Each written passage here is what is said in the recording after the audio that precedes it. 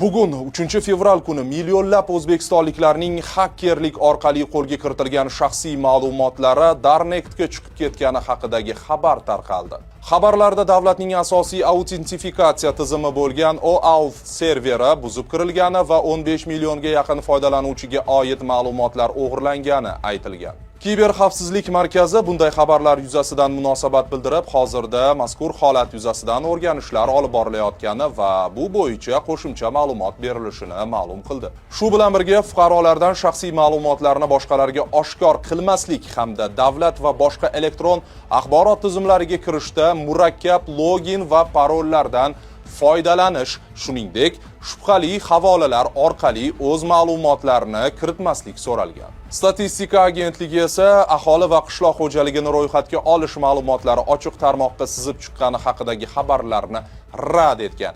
Ya'ni internetdagi tarqalgan ma'lumotlar Census.uz saytidan olingani haqidagi taxminlar noto'g'ri, agentlik ro'yxatga olish bilan bog'liq ma'lumotlarning xavfsizligi bo'yicha xavotirga o'rin yo'qligini qayd etgan. Nima bo'lganda ham bugungi xabarlar ortidan O'zbekiston fuqarolariga nisbatan onlayn firibgarlar tomonidan kiber hujumlar ortishi kuzatilyapti. Bu esa yanada e'tiborli va ehtiyotkor bo'lishni talab etadi.